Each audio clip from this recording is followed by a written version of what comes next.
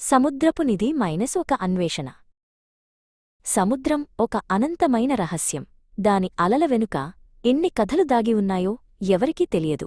చిన్నారి సితార తన తాతయ్య రత్నాకర్తో కలిసి సముద్రతీరంలో నిలబడి ఉంది. తాతయ్య, ఈ నీలిరంగు నీటి అడుగున నిజంగానే నిధులు ఉంటాయా అని ఆసక్తిగా అడిగింది. రత్నాకర్ నవ్వి, పద, ఈరోజే మనం ఆ నిధిని వెతుకుదాం అన్నారు. వారు తమ చిన్న పడవ సాగరరాణిని సిద్ధం చేసుకున్నారు. రత్నాకర్ పడవను నడుపుతుంటే సితార ఉత్సాహంతో పడవ ముందు భాగంలో కూర్చుంది. తీరం మెల్లమెల్లగా దూరమవుతోంది. చుట్టూ కేవలం నీలం రంగునీరు, పైన స్వచ్ఛమైన ఆకాశం తప్ప మరేమీ కనిపించడం లేదు. పడవ లోతైన సముద్రంలోకి చేరుకుంది. అక్కడ నీరు ముదురునీలం రంగులోకి మారింది. సితార వంగి నీటిలోకి చూసింది. తన ప్రతిబింబం నీటిలో ఎంతో స్పష్టంగా కనిపిస్తోంది. తాతయ్య, సముద్రం ఇంత నిశ్శబ్దంగా ఎందుకుంది అని అడిగింది. సముద్రం పైకి నిశ్శబ్దంగా ఉన్నా లోపల ఒక ప్రపంచమే ఉందని రత్నాకర్ చెప్పారు. రత్నాకర్ ఒక పెద్ద శంఖాన్ని తీసి సితారకు ఇచ్చారు. దీన్ని నీ చెవి దగ్గర పెట్టుకో, సముద్రపు పాట వినిపిస్తుంది అన్నారు. సితార ఆ శంఖాన్ని చెవికి ఆనించుకుంది.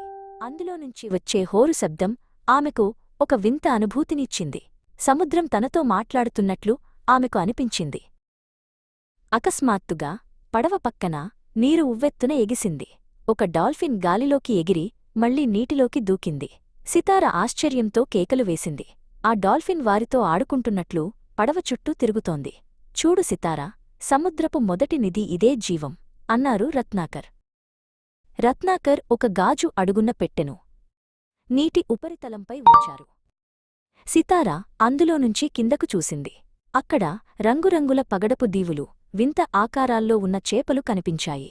అది ఒక అద్భుతమైన తోటలా ఉంది. సముద్రపు అడుగున ఇంత అందం ఉంటుందని ఆమె ఊహించలేదు. కాని ఆ అందం మధ్యలో ఒకచోట కొన్ని ప్లాస్టిక్ సీసాలు, సంచులు తేలుతూ కనిపించాయి. అది చూసి రత్నాకర్ ముఖం వాడిపోయింది. సితారా, మనమిచ్చే ఈ వ్యర్థాలు సముద్రపు ఊపిరిని ఆపేస్తున్నాయి. మనం ప్రేమిస్తున్న ఈ నిధి ప్రమాదంలో ఉంది అని ఆయన విచారంగా చెప్పారు. సితార వెంటనే ఒక చిన్న నెట్ తీసుకుని నీటిలో ఉన్న ప్లాస్టిక్ వ్యర్థాలను ఒక్కొక్కటిగా బయటకు తీయడం ప్రారంభించింది. మనం మన సముద్రాన్ని కాపాడుకోవాలి తాతయ్య, అప్పుడే ఈ నిధులు మనకు మిగులుతాయి అని నిశ్చయంగా చెప్పింది. రత్నాకర్ ఆమెను చూసి గర్వపడ్డారు. సూర్యుడు అస్తమిస్తున్నాడు. ఆకాశం నారింజ, ఎరుపు రంగుల కలయికతో మెరిసిపోతోంది. ఆ రంగులు సముద్రపు అలలపై పడి నీరు బంగారు వర్ణంలో మెరుస్తోంది. ఇదే సితార, సముద్రం మనకు ఇచ్చే అసలైన నిధి. ఈ ప్రశాంతత, ఈ అందం అన్నారు రత్నాకర్. చీకటి పడుతుండగా వారు తీరానికి చేరుకున్నారు. సితార చేతిలో ఆ శంఖముంది. సముద్రమంటే కేవలం నీరు మాత్రమే కాదు, అది భూమికి ఒక ప్రాణనాడి అని ఆమెకు అర్థమైంది. తాతయ్య, రేపు మళ్లీ వద్దాం, సముద్రాన్ని శుభ్రం చేద్దాం అని సితార మాట ఇచ్చింది. సముద్రపు హోరు ఆమెకు కృతజ్ఞతలు చెబుతున్నట్లు వినిపించింది.